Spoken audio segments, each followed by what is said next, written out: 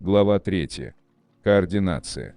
Для того, чтобы добиваться своих целей, вовсе не обязательно быть сильным и уверенным в себе. Есть другая, гораздо более эффективная альтернатива. Координация – это простой способ мыслить и действовать так, чтобы удача всегда была на вашей стороне. Это все ровно научиться ездить на велосипеде. Как только у вас получится, ваша жизнь превратится в сплошное удовольствие. Я не хочу и не надеюсь, я намерен. Лабиринт неуверенности на пути к вашей цели, через нужную дверь не может помешать никто и ничто, кроме вас самих. А точнее, помешать может только отсутствие веры и неуверенность. Вообще отсутствие веры и неуверенность – это вещи одного порядка. И то, и другое делает внутреннее намерение неэффективным, а внешнее практически невозможным. Что бы ни делалось в состоянии неуверенности, все будет сделано плохо. Чем выше напряжение желания действовать хорошо, тем хуже результат. Отсутствие веры в свои возможности, наряду с завышенной оценкой сложности внешних проблем, приводит к состоянию скованности или оцепенения. Природа оцепенения состоит в том, что скованность зажимает сама себя. Внешняя важность цели порождает томительное желание ее достичь.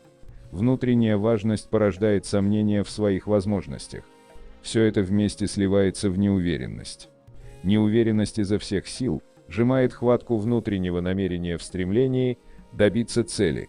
Даже не принимая во внимание действия равновесных сил, эффект от такой хватки получается прямо противоположным намерению. Энергия расходуется на поддержание сразу нескольких избыточных потенциалов. Смотрите, сколько их внутренняя и внешняя важность, томительное желание, стремление держать себя в руках и ситуацию под контролем. Свободной энергии просто не хватает на все это. Человек чувствует себя скованно, зажато и действует неумело и неуклюже. В результате хватка контроля еще больше сжимается. Так можно дойти до оцепенения, когда человек не в состоянии ни двигаться, ни сказать что-либо вразумительное. Может показаться, что его намерение зажато в тиски. Но на самом деле намерение вообще отсутствует. Вся энергия намерения пошла на поддержание избыточных потенциалов. Неуверенность в форме тревоги и беспокойства идет напрямую для корма маятникам. Тревога порождается прогнозом типа «что будет, если?». В состоянии неуверенности, как правило, прогноз пессимистичен. Энергия тут же направляется на прокрутку негативных сценариев и на переживания по этому поводу. Здесь также расходуется энергия намерения. Но в данном случае сам факт ее расхода не так страшен, как то, на что идет эта энергия. Беспокойство, тревога и страх – это мощные генераторы худших ожиданий, которые, как вы знаете, сбываются. Еще один богатый источник неуверенности – это чувство вины, которое расцветает букетом неполноценности, ущербности, недостойности. Какая уж тут уверенность. Чувство вины и все с этим связанное ведет к сужению энергетических каналов. Энергии намерения при этом хватает только на то, чтобы действовать вяло, нерешительно и бездарно. К тому же, если вы склонны испытывать чувство вины, вокруг постоянно будут виться манипуляторы, как мотыльки вокруг лампочки. Чувствуя слабость, они самоутверждаются за ваш счет и с удовольствием поглощают незащищенную энергию. Они постоянно играют на вашем чувстве вины, а вы без конца объясняетесь и оправдываетесь перед ними, все больше укрепляя свою неуверенность. Неуверенность создает замкнутый круг. Чем сильнее важность и желание, тем больше неуверенность. Чем крепче хватка контроля над собой и ситуацией, тем сильнее скованность. Чем больше тревога и беспокойство, тем скорее они оправдываются. Чувство вины вообще превращает жизнь в жалкое прозябание неудачника. Пытаясь вырваться из этого лабиринта, человек стремится любым способом обрести уверенность. Один из способов – сразу идти в наступление на окружающий мир. Нападая, человек стремится упреждающим маневром продемонстрировать силу и скрыть свою неуверенность. Воздействуя на мир с напором и решительностью, человек стремится возвести стену своей уверенности. Такой путь требует больших энергозатрат, но стена уверенности все равно то и дело рушится. Энергия силового воздействия идет на создание избыточных потенциалов и на сопротивление течению вариантов. В любом случае человек рано или поздно терпит поражение, и ему приходится снова бороться и возводить стену уверенности. Другой способ обрести уверенность состоит в том, чтобы вообще не строить фундамент уверенности, а играть ва-банк. Самоуверенность – это та же робость, только вывернутая наизнанку. Это когда на пустом месте возникает видимость того, чего там не должно быть.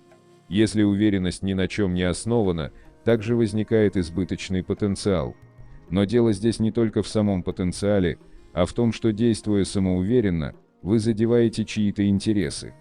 Представьте себе, человек стоит посреди пустыни и орет: «Весь мир у моих ног». На здоровье это никому не мешает, поэтому равновесным силам нет до него дела.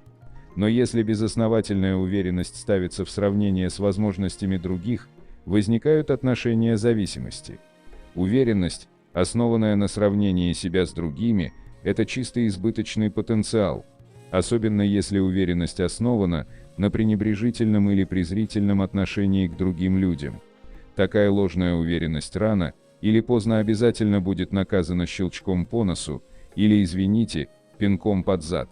Есть еще экзальтированная уверенность, которая возникает как возбужденное состояние робкого человека, вдруг почувствовавшего вкус уверенности. Это тоже ложная уверенность, основанная на временном эмоциональном подъеме, и держится она очень недолго.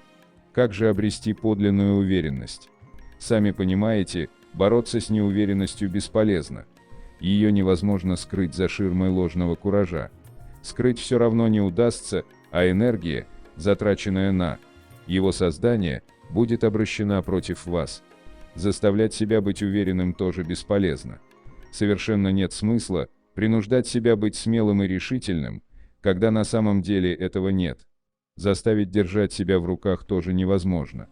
Как было показано выше, энергия намерения не зажимается, она просто расходуется на поддержание хватки контроля, поэтому на действие ее просто не хватает. Бесполезно также развивать у себя уверенность каким бы то ни было способом. Может показаться, что она развивается решительными действиями. В самом деле, когда человек прекращает бороться и начинает действовать, энергия намерения освобождает свою хватку и переключается с избыточных потенциалов на реализацию действия. Вот и выходит, что глаза боятся, а руки делают, и все получается. Но уверенность не развивается действием, это освобождается энергия намерения. Уверенность нельзя развить, она такая же, как энергия, либо она есть, либо ее нет. Уверенности, так же, как и веры, нельзя добиться самовнушением. Вы можете до умопомрачения твердить себе аффирмации о том, что уверены в себе. Весьма наивное и бесполезное занятие. Это все равно, что бороться со следствиями болезни, не устранив причины. Что бы вы ни делали со своей неуверенностью, она никуда не исчезнет. Как бы ни добивались уверенности, не получите ее. Вы также не сможете поддерживать соответствующую трансляцию своих мыслей, чтобы постоянно находиться на волне уверенности. Можно сказать себе сегодня утром: «Все, я уверен в себе. Ничто не сможет поколебать мою уверенность. Я тверд, как скала». Попробуйте это сделать и увидите, что будет. Некоторое время вы действительно будете чувствовать себя уверенно, и это вселит в вас еще большую уверенность и радость. Но очень скоро какой-нибудь маятник устроит подлую провокацию, и сами не заметите, как свалитесь с волны уверенности. И вот вы опять раздражены или подавлены, снова возникла какая-то неприятность, что-то гнетет, и снова вы боитесь или ненавидите. Показалось, что впереди мелькнул просвет, но вы опять зашли в тупик. Как же вырваться из этого запутанного лабиринта?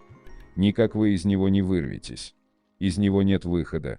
Секрет этого лабиринта заключается в том, что его стены рухнут, когда вы перестанете искать выход и откажетесь от важности. Неуверенность порождается двумя группами причин. Первая группа – внутренние причины. К ним относится излишняя обеспокоенность своими личными качествами.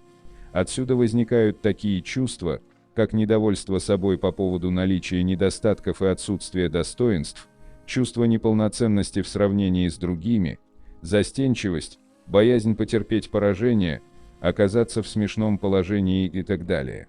Вторая группа – это внешние причины, связанные с неадекватно завышенной оценкой внешних факторов. Как следствие, возникает необоснованная обеспокоенность по поводу несоответствия своих внутренних низких качеств и высоких внешних требований, благоговение перед внешним, ощущение себя маленьким человечком в большом городе, наконец, просто страх перед окружающей действительностью. Парадокс заключается в следующем: чтобы обрести уверенность, нужно от нее отказаться. Стены лабиринта сделаны из важности. Вы ходите по лабиринту, пытаясь избавиться от неуверенности и обрести уверенность. Так вот, уверенность – это химера. Это еще одно изобретение маятников, ложный мираж, ловушка для важности. Уверенность – это игра маятников, в которой они всегда побеждают. Где есть вера, там всегда найдется место сомнению. Точно так же, где есть уверенность, там найдется место для колебаний и нерешительности. Уверенность – это своего рода вера в успех. В любой сценарий можно включить негативную поправку. Одной маленькой поправки вполне достаточно, чтобы рухнула стена уверенности. Понятие уверенности построено на избыточных потенциалах и отношениях зависимости. Любые вариации на тему уверенности выглядят примерно так: я полон решимости. Я тверд и непоколебим, как скала. У меня получается лучше, чем у других. Меня ничто не остановит. Я преодолеваю любые препятствия. Я сильнее и храбрее других. Ну и так далее. Уверенность – это просто временный избыточный потенциал, вот и все. В какую бы упаковку вы ее ни облекали, она останется всего лишь избыточным потенциалом. Даже самообладание есть не более чем временное нагнетание напряженности. Ведь уверенность – это неуверенность с обратным знаком. И тот, и другой потенциал требует затрат энергии. И первый потенциал будет неотвратимо разрушен равновесными силами. Поэтому погоня за уверенностью такая же бесплодная, как погоня за призрачным счастьем, которое маячит где-то в будущем. Итак, мы с вами только что разрушили еще один ложный стереотип. Но как жить без уверенности? Трансерфинг предлагает взамен другую альтернативу – координацию. Что из себя представляет координация, вы узнаете из дальнейшего изложения.